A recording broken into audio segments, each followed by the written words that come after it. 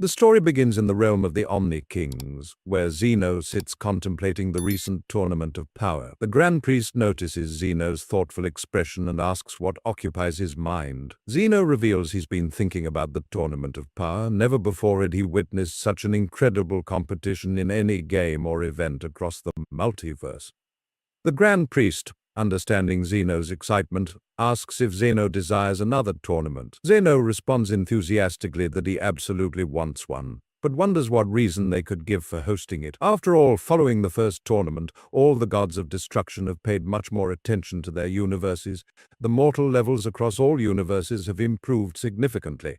If another tournament were held and the losing universe were erased, it would be unfair to all the gods who have worked so hard. Their efforts would be wasted. And the Grand Priest acknowledges Zeno's concern and suggests holding a tournament without any stakes, purely for entertainment. But Zeno objects, explaining that the excitement wouldn't be the same. In the first tournament, all universes feared complete destruction if they lost. Every fighter gave their absolute best. All universes wanted to win at any cost. For a tournament to be truly exciting, there needs to be a compelling reason. Without one, there would be no thrill, but with the right motivation, this new tournament could be even more entertaining than the first. The Grand Priest understands Zeno's point and begins thinking. Suddenly, a brilliant idea strikes him. He tells Zeno he has found the perfect reason, one that will make every universe give their heart and soul to win this tournament. Hearing this, Zeno becomes extremely excited and eagerly asks what the reason is. The Grand Priest reveals his plan. Shortly after, all the gods of destruction, angels, and supreme Kais from every universe arrive at Zeno's palace. A meeting has been called for all deities. The gods of destruction look at Zeno, who appears incredibly excited, which means new tension is coming their way. Who knows what Zeno wants from them this time? The Grand Priest thanks all the deities for attending the meeting. The meeting begins with Lord Beerus asking why they've been summoned. The Grand Priest replies that an important decision needs to be made. After the Tournament of Power, all gods of destruction were highly impressed by the power of the Super Dragon Balls. Many gods hadn't even known such special artifacts existed in the multiverse. This has raised questions among many gods. Why do only Universe 6 and Universe 7 have the privilege of possessing the Super Dragon Balls? Why do only these two universes have the right to use them? Other gods should also have this right. Upon hearing this, Beerus and Champa feel extremely annoyed because, after all, the Super Dragon Balls exist in their universes. Beerus says he feared this would happen. He knew everyone would make excuses to get the Super Dragon Balls for themselves. Kefla responds, "Who said we're making excuses? We simply stated our position, and the Grand Priest found our argument valid. We respect the decisions of the Grand Priest and Lord Zeno. Whatever they decide, we'll accept." Champa jumps in and challenges, "Why do you think you deserve the Super Dragon Balls? What has your universe done to deserve them?" Yin chimes in, supporting Champa's point. "You're absolutely right, Champa. His universe doesn't deserve the Dragon Balls either. Such a special artifact should exist in a special universe, one with good mortal level, like mine." All the gods of destruction begin arguing among themselves about whose universe deserves the Super Dragon Balls. Finally, the Grand Priest calms everyone down and explains, Zeno has already decided which universe will receive the Super Dragon Balls. The universe that wins the Tournament of Power was given the Super Dragon Balls as a wish. So the decision about which universe receives them will be made similarly through a new tournament. A new tournament will be organized, and the winning universe will receive the Super Dragon Balls as a prize. Hearing about a new tournament, all gods of destruction begin trembling. Belmont asks if losing universes will be erased again this time. The Grand Priest clarifies that nothing like that will happen. The winning universe will receive the Super Dragon Balls, and losing universes will simply receive nothing. However, if any universe refuses to participate, Zeno might become angry and erase that universe. Itaj, gods of destruction, breathe sighs of relief. Obviously, everyone wants to participate because this is a competition with nothing to lose but everything to gain. However, for two gods, the scenario is completely opposite, Beerus and Champa, because they have nothing to gain but everything to lose. Then the Grand Priest tells all gods of destruction some important details about this new tournament that everyone needs to know. And first, this time the tournament will be held in a new location. After the last tournament, it's confirmed that a small stage cannot withstand the power of fighters from all universes. So this time, an entire planet will be prepared, and the new tournament will be conducted on this planet. This planet needs to be prepared quickly, so the Grand Priest will need help from all universes, Supreme Kais.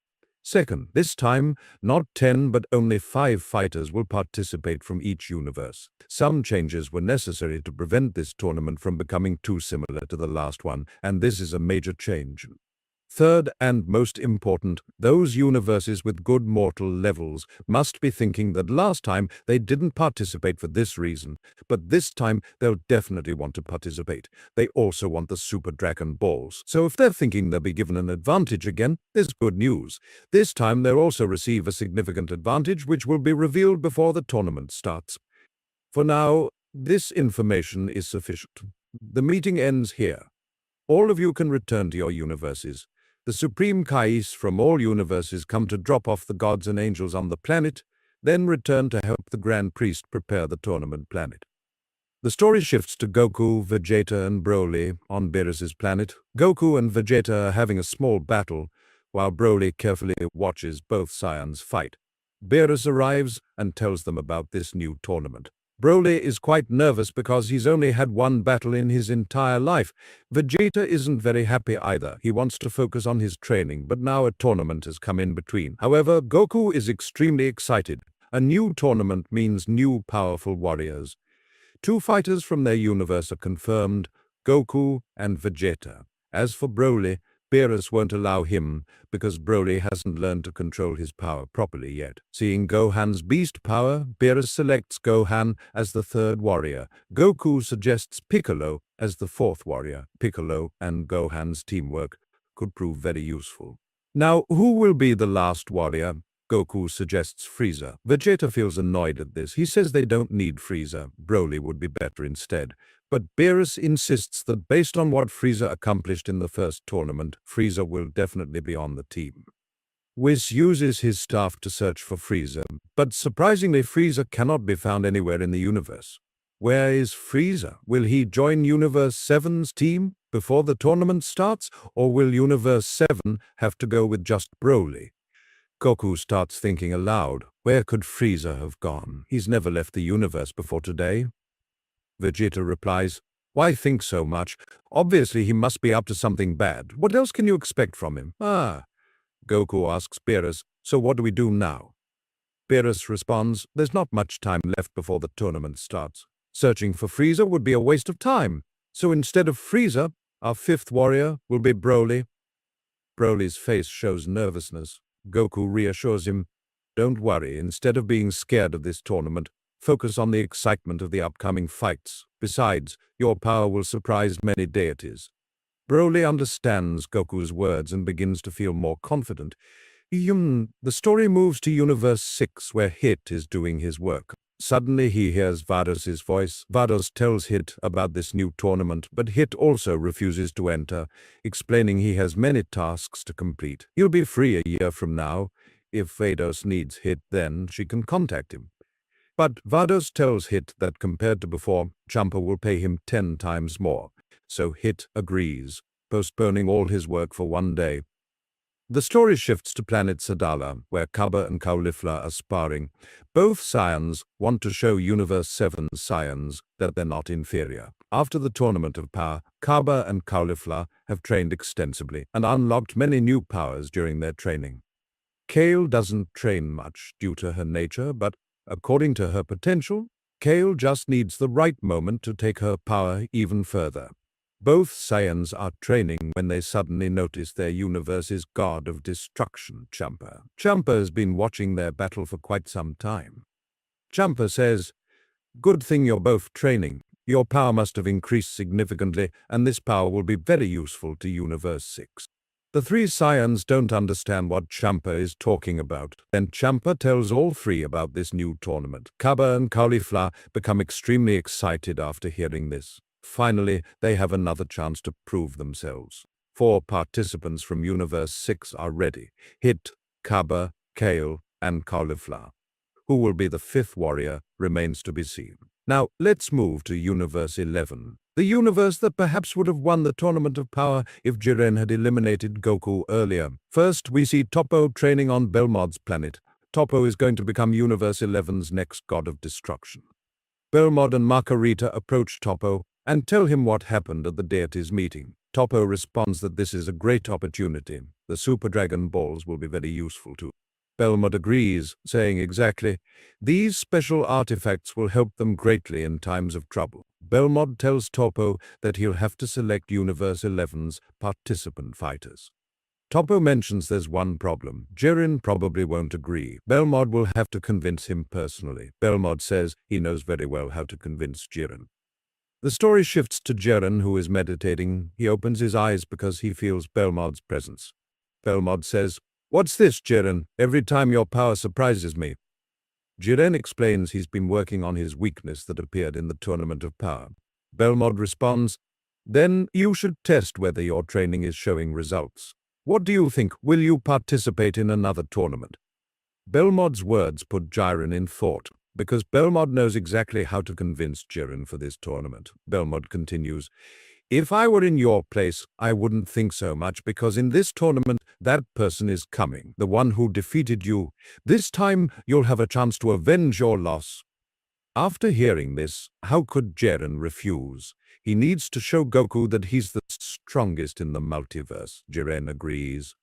3 participants from Universe 11 are ready: Toppo, Dispo, and Jiren. Besides them, the rest of the Pride Troopers are too weak, so making a decision is difficult. Who will be the other 2 warriors? The other universes are also gathering their most powerful warriors. The fighters who participated in the first tournament have definitely become stronger than before, but perhaps these fighters won't have a major impact on this tournament. Finding and testing new warriors' power would take considerable time. Therefore, all universes are going to participate in this tournament with the same fighters as before, because they have no other choice. Let's move to Universe 9. Universe 9 was the weakest of all universes. In the first tournament, Universe 9 was eliminated first. None of Universe 9's fighters could give a good fight. When they receive news of this new tournament, the trio of Lavender, Bergamo, and Basil, Universe 9's 3 most powerful fighters, feel quite sad after hearing this. Universe 9 became a joke in the first tournament, and the 3 brothers know this all too well. This time, the situation will be the same. Sidra approaches the 3 and sees their downcast faces, asking if Universe 9 will go into this new tournament with this confidence. Bergamo responds that they don't want to go like this, but what can they do? They're well aware of reality. Universe 9's participation in this tournament is merely a formality. All other universes are far superior to Universe 9. Sidra replies that he knows this too, which is why they also need the Super Dragon Balls to improve their universe. But Bergamo says that to get the Super Dragon Balls, they need to win this tournament, which is almost impossible. Sidra reveals that he had the same thought during the meeting, but when he returned and saw those 2 warriors on his planet, he became convinced they could also win this tournament. Bergamo wonders who Sidra is talking about. Sidra calls both of them over.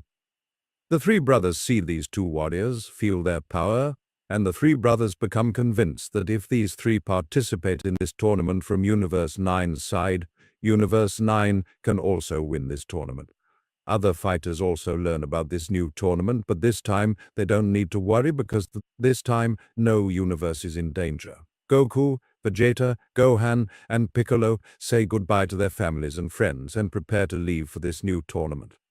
The story shifts to Lord Beerus's planet, where Lemmo has prepared food for everyone. Beerus, Whis, and Broly eat the food together. After eating, they start waiting for the other fighters. But the fighters are taking too long. Beerus says if they don't come quickly, he doesn't know about Zeno, but he'll definitely destroy them. Whis points out that it's fine if they come when they come. But the Supreme Kai hasn't arrived yet either. Without the Supreme Kai, reaching the tournament location will take a very long time.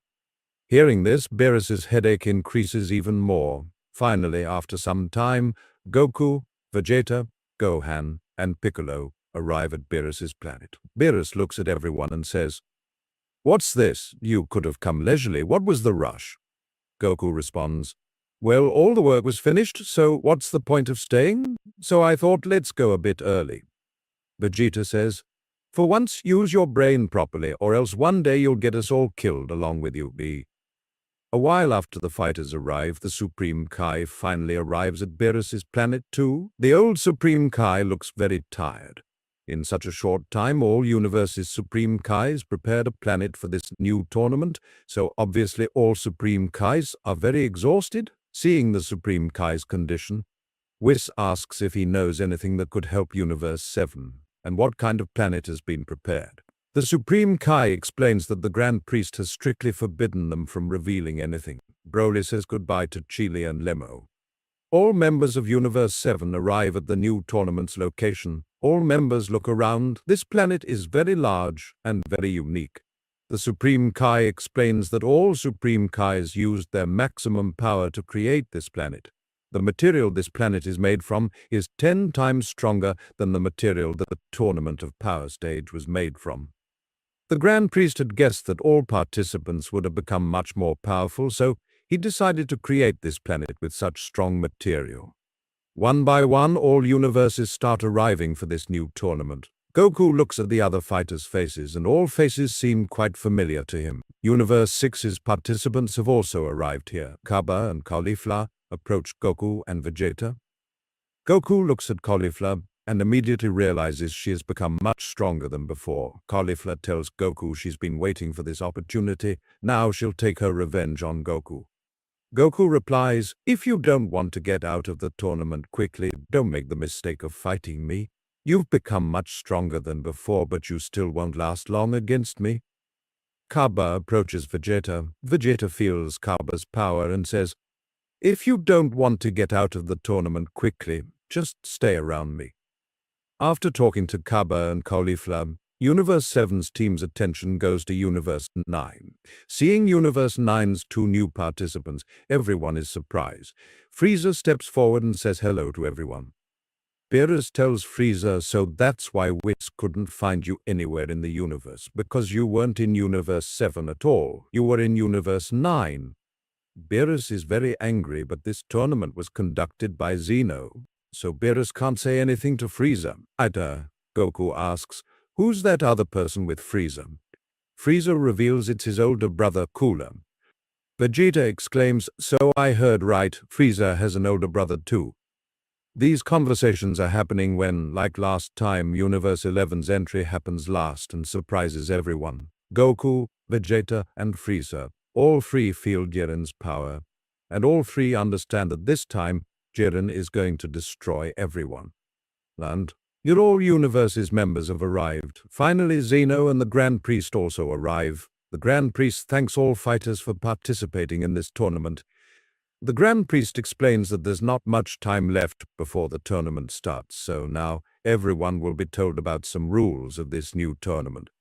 You're all familiar with the old rules. Those rules will apply here too. But to make this tournament different from before, some new rules have been added to it. The multi-stage format. The first tournament was a timed battle royale, but this tournament will be a multi-stage competition. Basically, this tournament has been divided into different stages, so fighters' strength and capabilities can be better tested. You'll learn about the other stages when the time comes, but right now you need to know about the first stage. Goku is already getting dizzy hearing all this, but whatever. At the end of the day, they just need to fight and win, so he'll manage a bit. The Grand Priest explains the tournament's first stage is connected to Dragon Balls. In this stage, you'll each be given a Dragon Ball and teleported to a random part of the planet. You need to protect your Dragon Ball and also defeat any one fighter to return to the planet's center with 2 Dragon Balls. 40 participants will participate in this stage, and only 20 will qualify for the next stage. Goku thinks it sounds easy. 1 Dragon Ball will be given. Defeat any fighter, take their Dragon Ball, and move to the next stage. The Grand Priest continues, "You probably thought this was easy, right? But this time the tournament won't be so simple. What if I told you universes will be paired up?" Goku is confused again about what this means. The Grand Priest explains, 2 universes will form 1 team. Each team will have 10 participants. Every universe will be a twin universe's team member. Some participants like this idea, and some don't. Goku says, "That's great, right, Vegeta? But which is our twin universe?" Vegeta responds, either learn to remember or learn to use your brain. Universe 6 is our twin universe. The Grand Priest announces the teams. Team 1, Universe 2 and Universe 11. Team 2, Universe 3 and Universe 10. Team 3, Universe 4 and Universe 9. Team 4, Universe 6 and Universe 7. If we notice, these are the same 8 universes that participated in the first tournament. The Grand Priest uses his magic, and a Dragon Ball appears in each participant's hand. All members of Team 1 have 1-star Dragon Balls. All members of Team 2 have 2-star Dragon Balls. Team 3 has 3-star, and Team 4 has 4-star. The Grand Priest explains, to advance to the next stage, 1 Dragon Ball must be from your team, and 1 must be from another team. Meaning if you want to go to the next stage, you must have 2 different numbered Dragon Balls. The reason for doing this, you must have understood. You cannot betray your team member, take their Dragon Ball, and move forward. Goku doesn't understand 90% of the Grand Priest's talk. Gohan tells him, just protect your Dragon Ball. Defeat any one fighter, take their Dragon Ball, and that's enough. Whis asks where the other 4 universes participants are. Neither participants nor deities are here. The Grand Priest explains that, as he mentioned, these universes have good mortal levels, so they'll be given an advantage this time too. Basically, 2 advantages have been given this time. First advantage, these universes have already qualified for Stage 2. Second advantage, out of these universes' 5 participants, only 4 need to be mortal, which is why these universes' gods have decided they'll represent their universes from Stage 2 themselves. All deities and participants are shocked to hear that this time gods of destruction will also participate in the tournament. Finally, the time has come to start this new tournament. The tournament begins. All participants start teleporting to different locations on the planet. This planet has every type of environment, so fighters have advantages. Whatever type of environment a fighter is suitable for, they can fight in. Goku teleports to a jungle-like place. He looks around but doesn't see any of his team members. Goku thinks, now what should I do? Should I first find my team members or challenge someone to fight? After thinking a bit, Goku decides to first defeat a fighter, take their Dragon Ball, confirm Stage 2, then go to other members. Goku starts moving forward in search of battle. After that, we see Kaba, who is moving forward, searching for his team members, but Universe 3's robots appear in front of Kaba. All robots came in a group, and their leader Pepperoni is with them too. All robots attack Kaba together. Kaba goes into Super Saiyan 2 form and starts fighting all the robots. But he couldn't handle everyone alone. Pepperoni's robots start defeating Kaba and try to take his Dragon Ball out. But suddenly a blast comes toward all of them, obviously done by Vegeta. Pepperoni is familiar with Vegeta's power. He uses his staff, a huge explosion happens in the battlefield, and Pepperoni escapes with his robots. Pepperoni's plan was to attack weak warriors in groups so they could easily defeat them and qualify for Stage 2, which was a very good strategy. Kaba is quite disappointed with his battle. Vegeta starts moving forward without saying anything. Kaba follows Vegeta and apologizes. Vegeta says, focus should be completely on the fight. Danger can come from anywhere. Don't let your guard down and fight confidently. Kaba asks what their strategy will be. Vegeta explains they'll keep moving toward the planet's center. They'll encounter many warriors along the way whom they'll defeat and obtain Dragon Balls. Vegeta's plan is also clear, and he also has a responsibility to take Kaba with him to Stage 2. After that, we see Gohan and Piccolo. Like the first tournament, both decided they'll fight together, and they found each other quite quickly. Both are moving forward when Obuni and Rubaut come to attack them, the same warriors whom Gohan and Piccolo eliminated in the Tournament of Power. Obuni says, this is perfect. Defeating you both and taking your Dragon Balls will be even more fun. Piccolo responds, knowing that we defeated you both quite easily, you still think you can defeat us? Obuni explains he remembers that loss well, and he also remembers how they both fight. After the Tournament of Power, their power has increased significantly. As soon as Obuni says this, Rubaut tries a sneak attack on Piccolo. He comes to attack from Piccolo's right side. Piccolo's attention is on Obuni, yet without looking, Piccolo punches to the right, and this punch hits Rubaut. Piccolo says, "Perhaps this gives you an idea of how much our power has increased." Now Gohan and Piccolo's battle starts with a Boonie and Rubbled.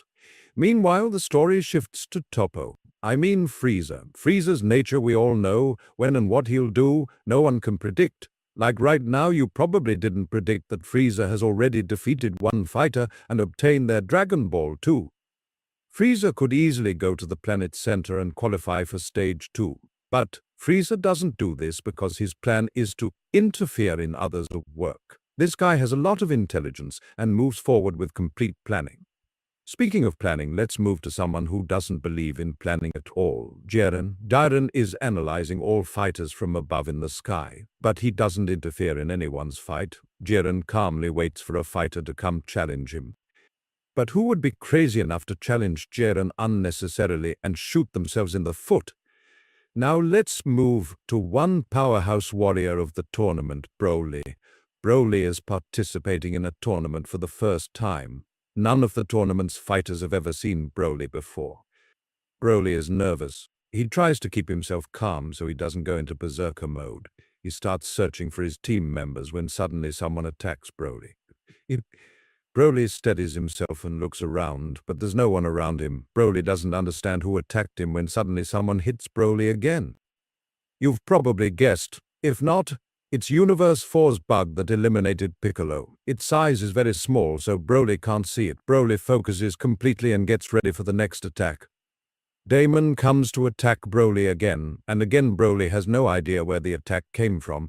Broly remembers Goku taught him only two things: control and sense. Broly closes his eyes and starts sensing his opponent's energy. Damon comes to attack Broly again, but this time Broly gives Damon a counterattack. He attacks with his finger, exactly like we play carom. One hit is enough for Damon. Damon's Dragon Ball falls down and its size becomes normal. When the Dragon Ball was with Damon, its size was very small, giving Damon an advantage of being small. But as soon as it fell from him, the Dragon Ball's size returned to normal. Or Broly becomes happy. He has obtained the Dragon Ball. Broly takes the Dragon Ball and starts moving forward, searching for his team members. After that, we see Hit, who without wasting time defeats a fighter, takes their Dragon Ball, and starts moving toward the center. Then the story shifts to Kale, who is scared that someone might attack her. Suddenly, Kale feels like someone is behind her. Without looking, Kale blasts behind her, but Caulifla is behind her, who easily dodges this blast. Kale relaxes quite a bit because she feels quite safe with Caulifla. Now let's return to Goku. In front of Goku is Universe 11's Pride Trooper, whose name is Kunshi. Goku remembers he fought with Kunshi before, and this guy is an expert at laying traps. Knowing this, Goku deliberately moves toward Kunshi. Many explosions start happening there together. Kunshi thinks he has defeated Goku, but Goku is behind Kunshi, the wonder of instant transmission. Kunshi starts laughing. Goku thinks, "Brother, when will he look behind?" Kunshi finally notices someone is behind him. Kunshi looks back. Goku does his iconic pose. Kunshi is surprised. Goku lands a powerful punch on Kunshi. With just one punch, Kunshi becomes unconscious, and Goku takes the Dragon Ball and moves forward. Now, let's move to Vegeta and Kaba. Both are in the middle of the planet. Suddenly, a very powerful energy blast comes toward Vegeta, and Vegeta dodges this blast. Good thing this blast didn't come toward Kaba, or else he probably couldn't have dodged it. Vegeta looks down and sees Cooler. Vegeta says, "So you also attack from behind like your brother and father?" Cooler responds, "Everything's fair in the jungle." Kaba gets ready to fight, but Vegeta tells Kaba he'll fight Cooler alone. Vegeta and Cooler come face to face. Cooler increases his power, but Vegeta doesn't care at all. He just keeps looking at Cooler calmly. Cooler attacks Vegeta and manages to land a very powerful punch on Vegeta's face. Cooler starts laughing loudly, but his laughter quickly disappears when Cooler sees Vegeta laughing. Vegeta deliberately took this attack to show Cooler what a big mistake he made by challenging him. These days Saiyans have become very strong. Cooler backs away in fear. Vegeta intentionally approaches Cooler and lands a very powerful punch in his stomach. Perhaps Vegeta is showing that strong punches are called this. This punch's impact is very heavy. Kaba sees Vegeta's style and finds Vegeta even more impressive. But a little away from the battlefield, he sees Kale and Caulifla struggling against Universe 2's warriors. Ribrianne, Kakunsa and Rosie have challenged Kale and Caulifla to fight. Kakunsa and Rosie's power isn't much, but Ribrianne's power is quite good. Due to all three warriors fighting together, they're overpowering Kale and Caulifla. Kale's berserk power isn't coming out, which is why Kale and Caulifla are struggling. Vegeta looks at Cabba. Cabba's attention is on them. Vegeta tells Cabba he can go help his team members. Vegeta doesn't need his help. Vegeta can easily defeat Cooler. Cabba is about to leave when Vegeta says, "Don't expect help. Fight your own battle on your own strength, obtain the Dragon Ball, and go to stage 2. Cabba understands Vegeta's words because Vegeta motivates Cabba this way. Cabba approaches Kale and Caulifla and says if he doesn't want his bones broken, he should hand over his Dragon Ball to Vegeta and surrender. Hearing this, Cooler starts laughing. After that, we see Universe 2's warriors who were dominating Kale and Caulifla quite a bit. Cabba does a key blast. All warriors back away. Cabba approaches Caulifla and says she was getting beaten by these three. They don't seem that tough to him. Caulifla explains she was doing this because of Kale. Seeing Caulifla get beaten, Kale's real power could come out, but this time it didn't happen. Hearing this, Ribrianne, Kakunsa, and Rosie get very angry. The three become a joke here. Caulifla gets ready for real fighting and tells Kale that she and Cabba will fight one-on-one, meaning Kale has to fight one warrior. Kale gets scared and says she can't do that, but Caulifla says Kale needs to learn to move forward on her own. She can't always depend on Caulifla. Caulifla fights Ribrianne. Cabba fights Kakunsa, which means Kale will fight Rosie. Now, let's move to Universe 9, toward Lavender and Bergamo. The three brothers see Universe 11's Pride Troopers captain, Kazarol. The three warriors start battling Kazarol and quite easily defeat him and take his Dragon Ball. This Dragon Ball is kept by Bergamo because among the three brothers, he's the strongest. These three start moving forward so the other two can also get Dragon Balls. Now their encounter happens with Jiren, Toppo, and Dispo. Basil and Lavender tell Bergamo to go to the planet center. He has a Dragon Ball. He can qualify for stage 2. Bergamo says, but they're 3 and so are we. If he leaves, the 3 will overpower the 2 of them. Dispo responds not to worry, that won't happen. They're Pride Troopers. If only 2 of them want to fight, they'll also only fight 2. Hearing this, Basil and Lavender convince Bergamo to leave, and Bergamo leaves. Now, Basil and Lavender's fight happens with Toppo and Dispo. Jiren is calmly standing behind. No one challenges him. Basil attacks Dispo. Lavender attacks Toppo. Both brothers are attacking Universe 11's warriors with their full strength. Jiren's attention is on this battle when Mona comes to attack Jiren. Mona attacks Jiren, but due to Jiren's aura, she can't hit him. Jiren turns back and punches once. Mona's Dragon Ball starts falling down. Mona gets launched somewhere in the sky, and her Dragon Ball automatically floats into Jiren's hand. Basil and Lavender see Jiren's power and get scared, thankful that at least this guy isn't fighting them. Basil says if they defeat both of them, will this third partner let them leave? Dispo responds, why do you think you'll defeat us? We were just having fun with you. You're climbing on our heads. In their next attack, Toppo and Dispo defeat Basil and Lavender, take their Dragon Balls, and start moving toward the center. The story shifts to Broly. Broly senses some fighter's energy. He becomes alert. Goku makes an entry from the bushes and comes in front of Broly, saying, how are you, Broly? Broly sees it's Goku and tells him he has obtained the Dragon Ball. Goku says that's great, but whom did he defeat? Broly explains he doesn't know. Someone he couldn't see, but he defeated them, took their Dragon Ball, and came here. Goku gets confused. Then both he and Broly sense Gohan and Piccolo's power. Both warriors start moving toward Gohan and Piccolo. The story comes to Universe 6 and Universe 2's fighters. Cabba has defeated Kakunsa, and Caulifla has defeated Ribrianne, but Kale is struggling in her battle. Caulifla doesn't come to help her. Kale looks into Caulifla's eyes. Caulifla is completely confident that Kale will win this battle. How could Kale break this trust? Kale's real power comes out. and Kale quite easily defeats Rosie too. Caulifla approaches Kale and feels proud of her. Caulifla says if Kale fights like this, she'll soon surpass Caulifla too. After that we see Gohan and Piccolo. Goku and Broly have also arrived here and start watching their battle. Piccolo quite easily defeats Rubolt. He doesn't need to use much power. Gohan has to go into his ultimate form for a few seconds. After going into ultimate form, Gohan defeats Obuni. Almost every member of our team has dominated their battles. Almost everyone has obtained Dragon Balls. Vegeta is fighting Cooler. The result of his battle is yet to come. But Frost gets stuck. Frost's encounter is with Katopesla, the same Power Ranger who had different fighting modes. First, Katopesla fights Frost without any mode, so he can analyze Frost's fighting style. Frost thinks he'll easily defeat Katopesla. But then, Katopesla turns on his strength mode, which makes his power greater than Frost's, and he starts dominating Frost. Frost goes into his bulky transformation, which increases his power significantly but reduces his speed. Katopesla understands this and turns on his speed mode. With this, Katopesla defeats Frost. This was a tactical battle where Katopesla's different fighting modes won him victory.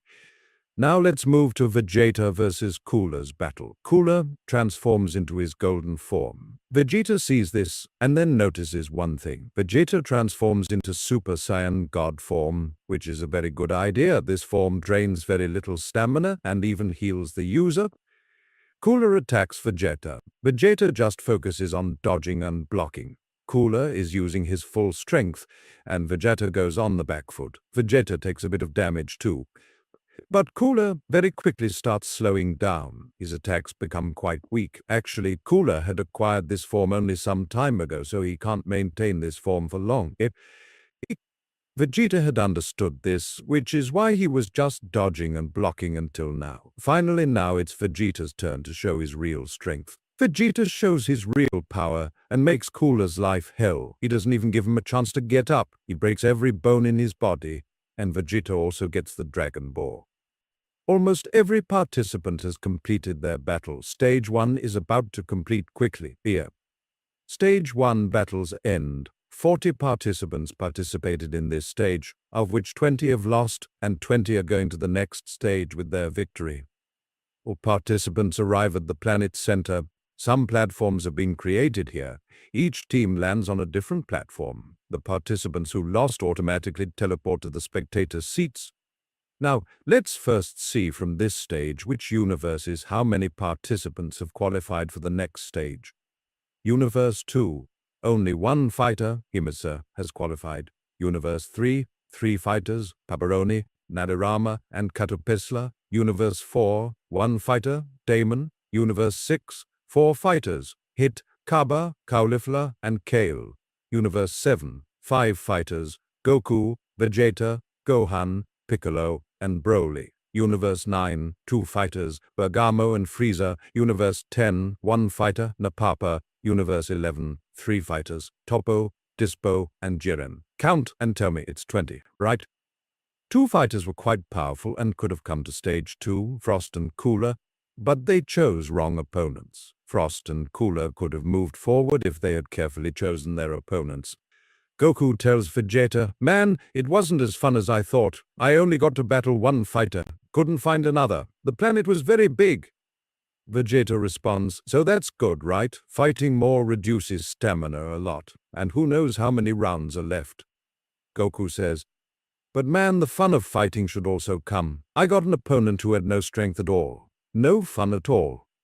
Vegeta replies, "There will be fights ahead too. And besides, the upcoming fights will be much tougher." Goku asks, "How do you know?" Vegeta responds, "Because I have a little brain which you don't have. Whoever was weak has gone out. Whoever is strong has come here." Cut. Goku says, "Oh yeah, that means Jiren is also here somewhere, right? This time I'll fight him. That'll be fun." Frieza sees Bergamo is visible here, but his brother Cooler isn't visible. Does this mean Cooler didn't qualify for stage 2? Vegeta looks toward Frieza and says, "What's wrong, Frieza? Looking for someone?" "Oh yeah, your brother also participated. Where did he go? Looks like he lost to someone, so he's not here." But who defeated him? Well, as much as I saw, some prince defeated him. And for your information, let me tell you, in this tournament, only one prince has participated, the prince of all Saiyans. Hearing this, Frieza gets extremely angry. First, his brother lost, and who defeated him? Vegeta. What could be worse for him than this?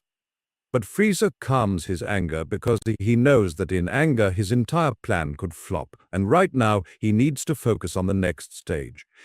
But according to his nature, Frieza definitely gives one reply to Vegeta. A weakling was defeated, and the prince is considering himself great. Well, what else can be expected from the monkey's breed? Vegeta knows he should reply to this with a punch, not words, and so he laughs it off and waits for his and Frieza's battle. The story shifts to the Grand Priest, who is watching this tournament from somewhere else with Zeno. The Grand Priest asks Zeno how he liked the stage. Zeno says he didn't enjoy it as much as he thought.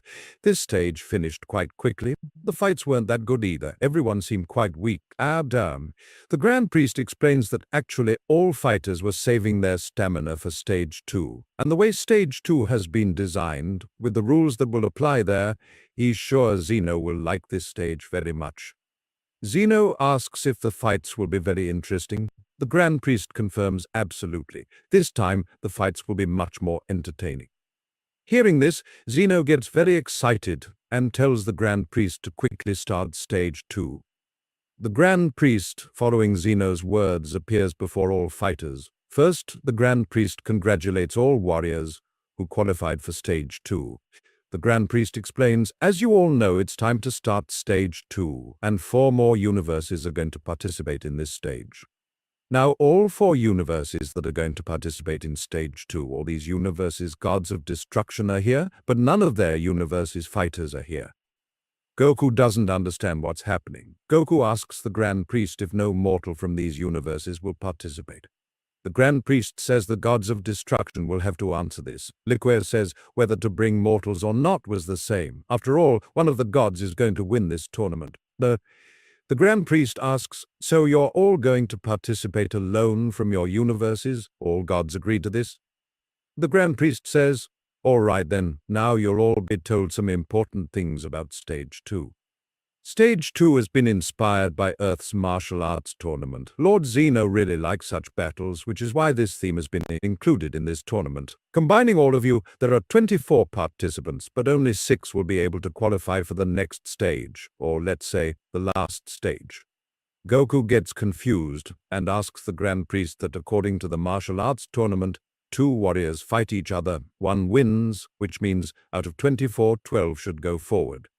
The Grand Priest explains the competition will be like martial arts, but some rules have been changed. Stage 2 has been divided into a total of 6 rounds. In each round, not 2 but 4 participants will fight each other, and out of these 4, only 1 fighter will be able to go to the next stage. This way, in 6 rounds, only 6 warriors will qualify for the next stage.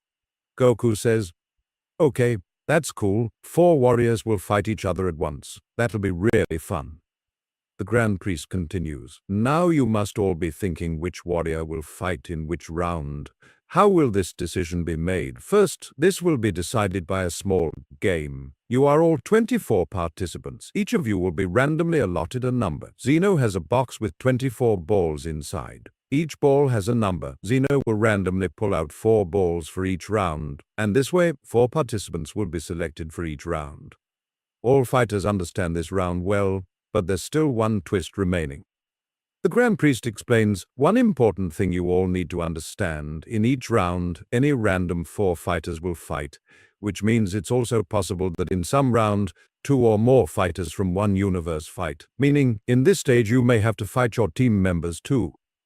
Hearing this, all participants are shocked, because anything could happen. Maybe Topo and Dispo face each other in the same round. Maybe all gods face each other in one round. The Grand Priest uses his magic, and the Stage 2 arena appears here. The Grand Priest explains you just have to battle in this much area. As soon as you fall outside this area, you'll be eliminated. All participants think no problem, they can just fight in the air. But the Grand Priest explains there's also an invisible wall made upward. If you touch it, you'll also be eliminated, sir. Vegeta asks, how will they know how close they are to that wall? The Grand Priest explains that as soon as you get close to that wall, you'll automatically feel it. Now all participants get ready for stage 2. Who knows which warrior will fight with whom in which round? And who will be those 6 warriors who can qualify for the last stage and remain in the race for the Super Dragon Balls? All fighters are ready to compete in stage 2. Zeno pulls out 4 balls for the first round, and the 4 fighters who are going to fight in the first round are Himeza, Nadirama, Gohan, and Frieza. All 4 fighters come for the fight. Gohan's full attention is on Frieza because Gohan knows Frieza can't be trusted. Himeza challenges Nadirama to fight because he knows he can defeat Nadirama. Now Frieza tells Gohan that if he has no problem, let's first enjoy their battle. Gohan doesn't reply to Frieza's words. He starts watching Himeza and Nadirama's battle, but Gohan's full focus is still on Frieza because he knows Frieza can't be trusted. Himeza and Nadirama's battle isn't going to last very long because Himeza has the instant transmission technique, which is enough to defeat a fighter like Nadirama. Nadirama is a robot. He has a lot of energy remaining. He's fully charged. He does many Kai blasts at Himeza. Himeza keeps dodging everything using instant transmission. 1 or 2 Kai blasts also come toward Frieza and Gohan. They both also easily dodge those blasts. Now Himeza takes his attack. Using instant transmission, he goes near Nadirama and does a very powerful punch. But this punch damages Himeza instead. Nadirama's metallic body is very hard. Taking advantage of the opportunity, Nadirama attacks Himeza, and this attack hits Himeza. Himeza barely saves himself from being eliminated. Nadirama moves forward to eliminate Himeza. Himeza is at the complete corner. One more attack and perhaps Himeza would fall out. Nadirama attacks Himeza, but Himeza uses instant transmission and this time comes behind Nadirama. Himeza had a ki blast prepared and attacks Nadirama with it, eliminating him. Himeza had made a small plan. He deliberately went to the stage's corner so Nadirama would move toward him, and Himeza could easily eliminate him. Frieza tells Gohan he had a lot of strength. Gohan responds that both his plan and execution were good. Himeza approaches Gohan and Frieza. Gohan tells Frieza if he wants to fight Himeza, tell him now. Gohan won't interfere. And if he doesn't want to fight, step aside and don't come in the middle of their battle, Frieza says he'll fight. Gohan steps back. Then Frieza says he'll fight Gohan. Together Frieza attacks Himeza. Himeza uses instant transmission, but where Himeza teleported, Frieza already reaches there. Himeza can't believe his eyes. Frieza does a Kai blast that's enough for Himeza, then he throws him out, eliminating Himeza. Seeing Frieza's battle style, Gohan says that's what can be expected from him anyway. Frieza responds, hey, it was a fair battle, man. He knew I attacked him from behind. He also used his special technique. Now I shouldn't give a warning card before attacking. Han powers up into his ultimate form. Frieza powers up into his golden form. Their battle starts. Both fighters seem equal in terms of power right now. Both exchange punches and kicks. They also dodge and block each other's attacks. Currently, a certain form of battle is going on. Goku and Vegeta are watching this battle from far away. They know Gohan's beast power's limit, but they don't know Black Form's limit, and both these forms are about to come into battle soon. In the battle, Gohan suddenly increases his power and rushes at Frieza very badly. He lands a very powerful punch in Frieza's stomach. After that, he kicks Frieza upward, launching him. Then Frieza chases him, attacks him again with his elbow, and Frieza crashes on the stage below. A bit of smoke forms in the battlefield. When the smoke clears, we all see Frieza, who is still laughing even after taking so much beating. Gohan comes down and says if his warm-up is over, let's start the real battle. Frieza responds, of course, but first you. Gohan relaxes himself, brings out his real potential, and transforms into beast form. Frieza also finds this power very impressive. Now it's Frieza's turn. Frieza increases his power and transforms into black form. The real battle is about to start now. Without wasting time, Gohan attacks Frieza. He tries to do many punches. Frieza blocks all these punches too. Gohan understands Frieza is also analyzing Gohan's power and hiding his real power. Gohan sees an opening. Frieza isn't putting in much effort. Taking advantage of this, Gohan manages to land a punch, but Gohan knows this attack won't affect Frieza much, and Gohan keeps his full focus on the battle. Frieza starts laughing and says, "What's this? You punched me, but with this kind of power you won't be able to do anything to me. I know you have a lot of potential, just like your father, and I also know you can do better than this. Fight with your real strength, or else the next attack will end this battle." Gohan charges at Frieza again. Frieza again blocks Gohan's attacks. Gohan increases his power, and now Gohan brings out Beast Form's real power. This time Gohan does a very powerful punch at Frieza, but seeing Frieza, it seems this attack didn't affect him as much as it should have, and Gohan notices this. Then Gohan does a Kai Blast at Frieza. This attack also doesn't do much damage to Frieza, but due to this attack, a lot of smoke forms in the battlefield. The smoke starts clearing from the battlefield, and we all see Gohan. Gohan has prepared his most powerful attack, Special Beam Cannon. Gohan had understood this. He can only defeat Frieza with this attack. None of the other attacks gave Frieza as much damage as Gohan thought. Gohan attacks Frieza. If Frieza wanted, perhaps he could have dodged this attack, but he didn't. He deliberately let this attack come at him. Frieza comes into blocking position. Gohan puts his everything into this attack, but Frieza deflects Gohan's most powerful attack upward. Gohan stands stunned because, besides this, Gohan had no other attack that could defeat Frieza. Frieza intentionally comes behind Gohan, does a very brutal attack, and downs Gohan. But Frieza makes sure Gohan doesn't die, or else he'll be disqualified. Frieza throws Gohan off the stage. Goku, Vegeta, and Piccolo see Gohan in this condition. They're extremely angry at Frieza, but right now they can't do anything to Frieza, and Goku, Vegeta, and Piccolo approach Gohan. Gohan's condition is very critical. Goku doesn't even have senzu beans, but the Grand Priest comes and uses his magic to heal Gohan. Now, Gohan regains consciousness. He apologizes to everyone that he couldn't defeat Frieza. Piccolo says, "No problem, he gave his full effort, and that's what matters." Frieza starts going to his place. He looks back and sees Goku's eyes full of anger. Frieza understands the real battle will happen ahead. Goku, Vegeta, Gohan, and Piccolo go to their platform. The first round completes, and as we expected, Frieza wins this round and wins it. But 5 more rounds are yet to come. In which round, who will fight against whom, no one knows this. And who will be those 5 warriors who will join Frieza in the final stage? Round 2 is about to start. Zeno again pulls out 4 balls, and this time the fighters who are going to fight are Katopesla, Damon, Hit, and Broly. All 4 fighters come on stage to fight. Broly has power and Hit has techniques. Let's see who will prevail over whom. Katopesla challenges Broly to fight. Broly wasn't in the first tournament, so Katopesla has no idea about Broly's power. Then, Damon fights with Hit. Damon does many Kai blasts at Hit, but Hit uses time skip and dodges everything. Not a single Kai blast hits Hit.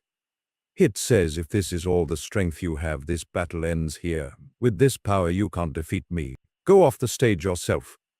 Damon smiles at this, which means he still has more strength. Damon brings out his real power and transforms into his second form. Damon rushes at Hit. Without putting in any effort, Hit keeps dodging all his attacks. Then he uses time skip and gives a counter-attack to Damon. Damon has no idea how this guy is doing this. Hit again says, "If you have so much confidence in your strength, then survive my full power attack." Hit calmly waits for Damon's attack. Damon does a very powerful Kai attack at Hit, but again Hit uses time skip and quite easily eliminates Damon. On the other side, Katopesla is attacking Broly in power mode. Broly is dodging Katopesla's punches quite awkwardly, not being a skilled fighter. And Hit is noticing this. Broly has kept himself calm so he doesn't go into berserker mode. Broly searches for an opening for himself and punches Katopesla. And by mistake, he eliminates Katopesla. Actually, Broly didn't want to end this battle with just one punch, but Broly's punch was just that powerful. Katopesla goes straight up and hits the ball above. Broly smiles. At least he eliminated someone by mistake. From behind, Broly hears a voice. "Your next opponent is me." Broly turns back and sees Hit behind him. Hit takes his stance, and Broly rushes straight at Hit. Broly's punch is about to hit when Hit uses time skip and attacks Broly, and Hit's punch hits Broly. Hit understands this guy has a lot of power but doesn't know how to use his power properly. He doesn't know how to fight well. This time Hit rushes at Broly. Hit is coming from straight ahead. Obviously Broly punches ahead, but Broly's punch passes right through Hit's body. Broly looks to his side. Hit is on the side. Hit punches Broly and this punch also hits Broly. Hit tells Broly, I admit you have a lot of strength, much more than me, but having power is one thing and using it properly is another. You can't defeat me. Go out on your own. Hearing this, Broly gets extremely angry. Hit's words seem very insulting to him. Due to this, Broly transforms into his Ikari form. Broly intentionally rushes at Hit and manages to land a very powerful punch. Hit is going backward. He would have been eliminated, but he uses time skip to steady himself. Broly charges at Hit. He doesn't give him any chance at all. He keeps landing punches on him. Hit is barely able to block these punches. He understands now he needs to get serious. Hit uses time skip at his full potential and targets Broly's vital spots. Due to targeting vital spots, Broly comes on the back foot. Hit comes in front of Broly and says, I told you, without battle experience you can't defeat me. If you don't want to go out on your own, no problem, I'll eliminate you. The rage inside Broly, his anger comes out again, and Broly says, shut your mouth. Broly's power starts increasing at a massive level. Due to this power-up, Hit again starts going backward, but again he steadies himself. Broly transforms into his legendary form. Hit feels this power, but still, confidence can be seen on Hit's face. Hit uses time skip and punches Broly, but this punch doesn't affect Broly at all. He grabs Hit's hand and starts slamming Hit on the ground very brutally. With great difficulty, Hit barely escapes from Broly's hands using time skip. Hit understands now this attack won't make any difference. He'll have to use his last resort. Thinking this, Hit again uses time skip, which according to him won't be useful now. Hit manages to land a powerful punch on Broly's chest. Broly isn't affected again. He's about to grab Hit's hand when suddenly Broly freezes. Hit's time cage technique is very effective. Hit has completely trapped Broly in a time cage. An unskilled fighter like Broly can't escape this attack. So Hit uses time skip and eliminates Broly. Hit brings Broly out of the time cage. Broly comes to his base form and sees he's out and has been eliminated. Goku approaches Broly, steadies him, and says, no problem, Broly, you put up a great fight. Hit comes forward and says, if Goku trains you, I'm sure very soon you'll become capable of defeating even gods of destruction. I could stand today because of my battle experience. If after training you fight me again, perhaps I won't last even a minute. So this way round 2's winner becomes Hit. I know many people won't agree, but man, think practically once. The person who at Super Saiyan Blue level has the ability to eliminate a warrior like Jiren, can't he defeat an unskilled fighter? Let me know in the comments. Now round 3 begins. Zeno again pulls out 4 balls, and this time the participants who are going to fight are Pepperoni, Cauliflower, Kale, and Gin. Now look at how great the scenario has become. 2 fighters from the same universe, but only one of them can move forward. If Gin wins, and the second thing, for the first time, a god of destruction is going to fight in this tournament, which is a big deal in itself. Kale tells Cauliflower that only one of them can move forward. Cauliflower replies, don't worry, remember, we're not 2, we're 1. Kale understands Cauliflower's words and smiles. Liquia tells Gin, what's this, brother? Your number came up. Gin replies, see you in the next stage. All 4 fighters come forward to battle. Damon is very confident about the battle, which is obviously expected. After all, he's a god of destruction. Kale and Cauliflower are also smiling, and for some reason Pepperoni is also smiling. Why is he smiling? The battle starts. Pepperoni says, so who will fight me? Cauliflower responds, if you both want, fight among yourselves. We won't disturb at all. Pepperoni uses his staff and becomes an Elaza. This time, he doesn't need to fuse with any robot. See, Pepperoni is a robot, and with time comes improvement in technology. Pepperoni made such changes in himself that he can become an Elaza by himself. An Elaza is ready to fight. Before the blink of an eye, Gin attacks Anilaza, does a kick, and eliminates Anilaza. Yes, this battle is over. Actually, I wanted to give you all an idea of how powerful gods of destruction are. And among the 4 gods right now, Gin is the most powerful god. Caulifla sees this and takes out Potara earrings from her pocket. She wears one herself and gives one to Kale. Kale and Caulifla fuse together. Gin had guessed that both might fuse. After all, in the first tournament, both had fused too. Kefla attacks Gin. Gin quite smoothly dodges all of Kefla's attacks. Then he gives a counterpunch to Kefla, which hits Kefla very badly. She barely saves herself from being eliminated.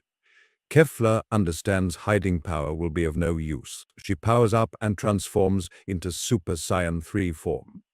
Gin is still smiling. He's completely confident in his power. Kefla again attacks Gin. Gin again quite smoothly dodges all punches and again gives a counterpunch to Kefla. This attack also hits Kefla, but Kefla recovers quite quickly. Kefla looks ahead, but Gin isn't there. Kefla looks behind and gets another punch. Immediately after this, Gin does another punch at Kefla. Kefla is about to touch the upper wall. Kefla blasts at the wall so she can dive downward. But Gin comes again at full speed and does a very powerful punch at Kefla. Kefla has no option. She goes up and slams on the ball. And this round, when it came, when it went, we don't even know. All fighters are shocked about how they'll defeat Gin in stage 3. Gin thinks to himself that this will be a perfect place to test such fighters who themselves possess god-level power. Frieza starts thinking, God's dimension. Perhaps from here he can find some secret about the gods. Goku is excited because for the first time he's heard the name of such a dimension. Even Beerus and Whis haven't told Goku and Vegeta about this dimension. It asks why this dimension is called God's dimension, and why only those people can survive here whose power is close to deities. Gin explains, because this is the dimension where we gods of destruction were made. The final part of our training was completed here. You must have noticed, as soon as you came to this dimension, your power started decreasing. When we gods first came to this dimension, the same thing happened to us. But because we're trained here as deities, now this type of atmosphere doesn't affect us. Goku starts thinking that if he trains with Beerus in this dimension from now on, perhaps Goku's power will increase so much he can easily defeat Beerus. After some time, all fighters reach that location where the Zenos are. All fighters stand before the Zenos, but the Zenos don't even look at them. They remain standing exactly as they were. Hid says, do we really have to fight them? Because our coming didn't affect them at all. They're not even looking at us, is it? Gin responds, they're just concerned with their work. They're following the Grand Priest's orders. Until one of us challenges them, they won't attack anyone. So tell me, are you ready? All fighters get serious. They're ready to fight, but no one increases their power. It seems they're going to fight in normal base form. Gin sees this and says, this isn't a joke going on. You'll go to the Xenos with this power. Bring out your maximum power, or else this battle will end as soon as it starts. The other fighters don't understand why Gin wants all fighters to use their full power from the start. At least they should fight in base form and analyze the Xeno's power. Gin says angrily this time, don't waste time. Standing here is also decreasing your power. Do as I said. Jiren says, I told you I don't follow others' orders. Not listening, Jiren challenges a Zeno and moves forward alone to attack him.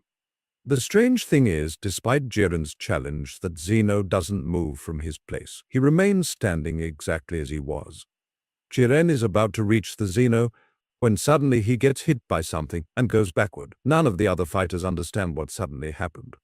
Gin explains, what's so surprising about this? This isn't some ordinary battle where you'll easily start fighting and use your full power later. There's still time.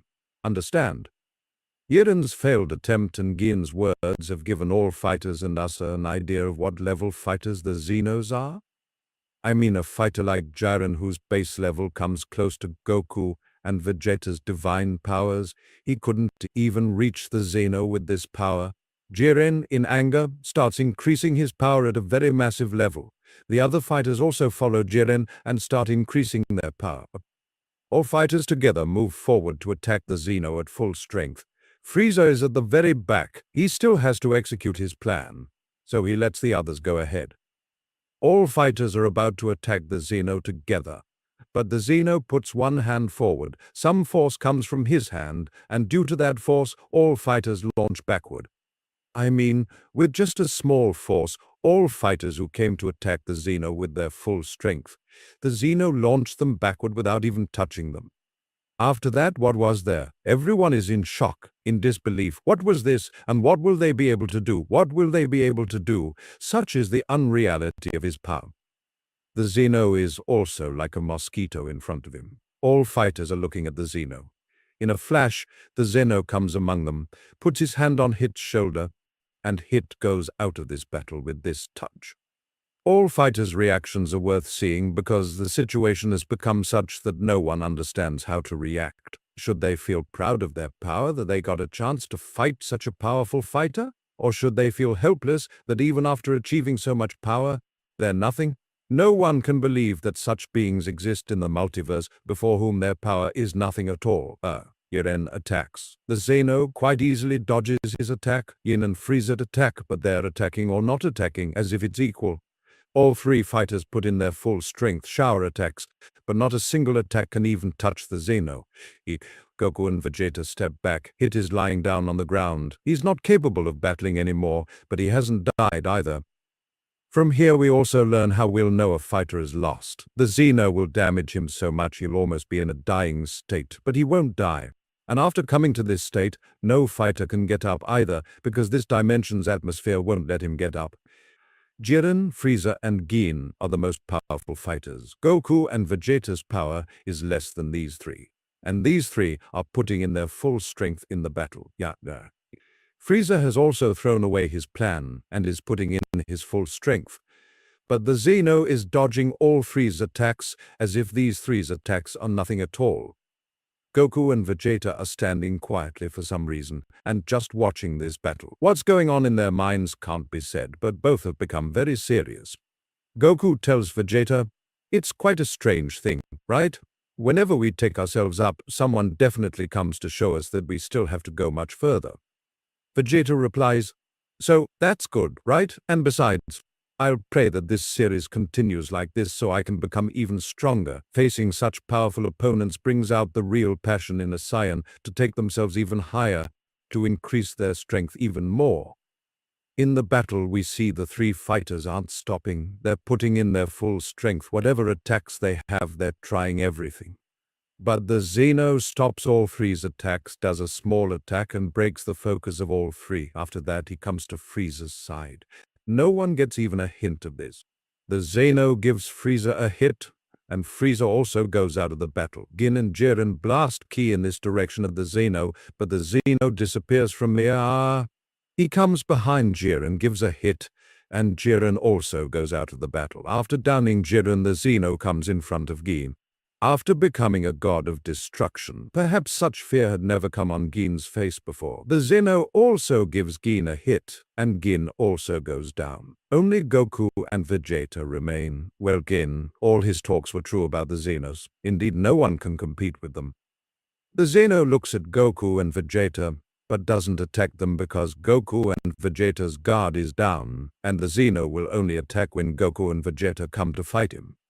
Goku smiles and says, "You've always refused, but today perhaps even you won't refuse." Vegeta responds, "The question doesn't even arise because doing this will also benefit me." What are Goku and Vegeta about to do? Do they have some technique that can defeat the Zenos? Or is this tournament already over? And we see that besides Goku and Vegeta, all fighters have lost. Goku and Vegeta are in their strongest forms. Goku in Ultra Instinct and Vegeta in Ultra Ego. Goku and Vegeta distance themselves a bit from each other and start performing the fusion dance. And finally, that moment arrives which we've all been eagerly waiting for. The warrior who is about to arrive, his power makes this god's dimension shake. The Grand Priest also feels this power, and he can't believe a mortal can display such power. The Zenos also feel this power and become surprised. And their surprise has only one meaning. A fighter of their level is about to come before them, or perhaps such a fighter whose power is even greater than theirs. Finally, we all see Ultra Gogeta with his iconic smile. Ultra Instinct and Ultra Ego's power together. This will be a lot of fun. Seeing Gogeta smile, the Zeno becomes alert because he knows one mistake and this battle is over. Gogeta takes the first step and comes before the Zeno. Not the Zeno who had been fighting everyone till now, the other one who was standing calmly behind. Both Zenos couldn't see Gogeta moving, which increases their nervousness even more. Gogeta signals to the other Zeno with his hand. You also come into the field. I mean, what style, man, a different level. Both Zenos come together so they can do combined attacks. Both shower punches and kicks, but no attack is going to hit Gogeta. Both Zenos understand this. From the front, they can't even touch a hair of Gogeta. So both go back and start preparing their most powerful attack. The Zeno says this attack is very unique, and its intensity is so high that this attack can completely destroy part of any universe. The Zenos, this attack hits Gogeta head-on. Gogeta could have dodged this attack, but he deliberately takes this attack on himself. Smoke clears from the battlefield, and we all see Gogeta surrounded by Hakai aura, and nothing happened to him.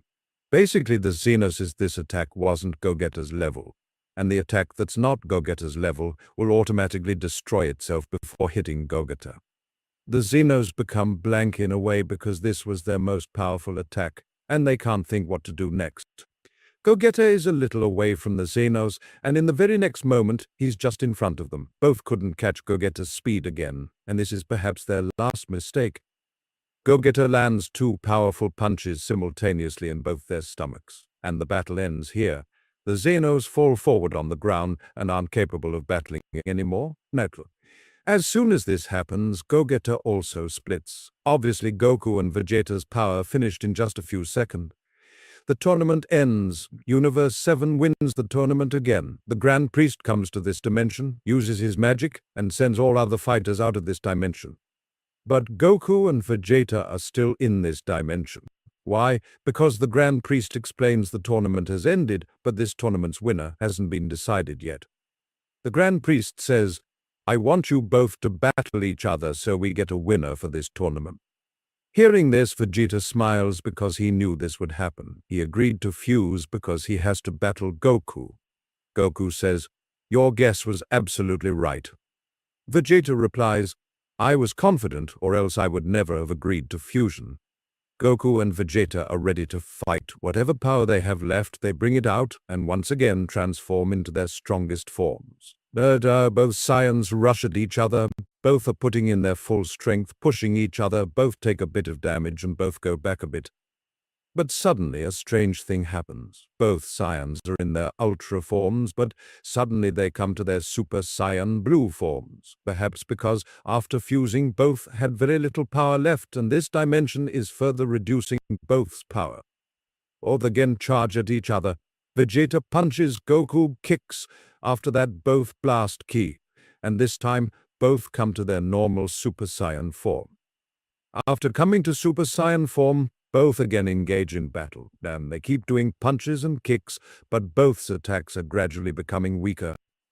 While battling, both come to their base forms. Goku makes his final punch to hit Vegeta and moves forward. Vegeta also makes his final punch to hit Goku and moves forward. The match is very close, but Vegeta wins, and with this victory he maintains his record of always defeating Goku. Both Saiyans fall on the ground and come out of this dimension together. As soon as this happens, the Grand Priest completely heals both Saiyans. Goku and Vegeta see all the fighters who participated in this tournament, and with them, all universes' gods, angels, and supreme Kais are standing together. Whis tells Goku and Vegeta that by fusing, both of them surprised all universes' gods and angels. And the power Gogeta showed, no deity ever thought a mortal could display such power. Goku asks Whis, what do you think? With this power can we also rival you? Whis replies, you can rival, but perhaps you can't defeat. Beerus is also looking at both Saiyans as if they've done something amazing today. The Grand Priest says, and with this tournament also completes. Lord Zeno enjoyed this tournament even more than before. The Super Dragon Balls were a bit scary because anyone could fulfill their bad intentions with these special artifacts, but as we saw in the first tournament, Universe 7's mortals will never want harm to this multiverse. So it wouldn't be wrong to say the Super Dragon Balls are in good hands. The tournament's winner, Vegeta, if he wants, Super Shenron can be summoned right now, and any one wish of his can be fulfilled.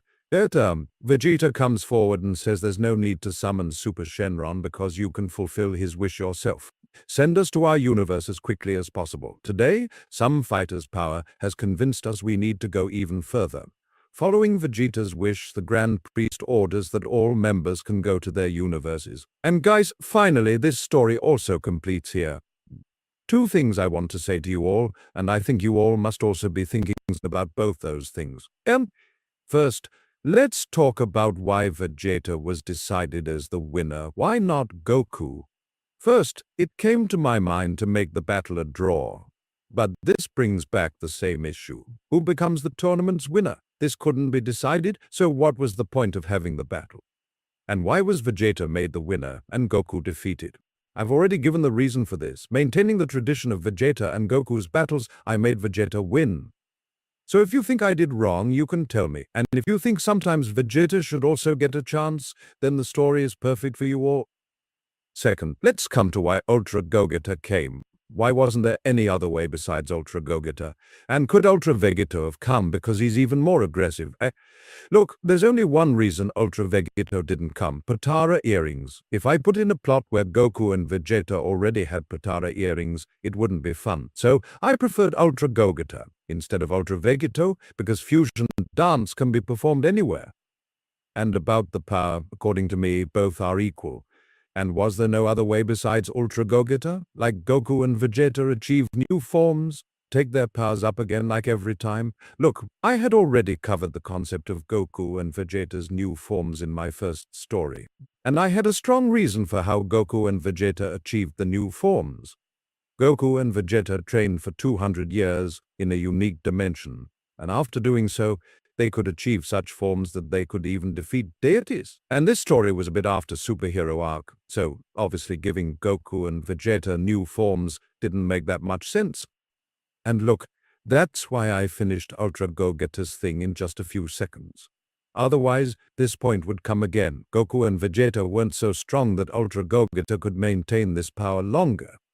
So I tried to make such a story that goes according to the series and has a bit of logic in it. Otherwise, the story could have been like this too. Tournament started, Ultra Gogeta came, tournament ended. And now comes the most difficult task, bringing such a story where you all enjoy even more than this, because you all know when expectations reach high, then the story also has to be brought at that level.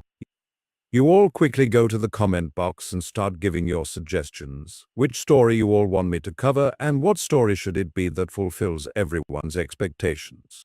I'll hope the next story will also be liked by you a lot. It'll take a bit of time. Meanwhile, I'll put out a big video having fun with all the characters of this story. But you must definitely watch it, like it, and share it too. So, that's it for today's video. If you liked the video, you can like, share, and subscribe. Work hard, study well, eat and sleep plenty.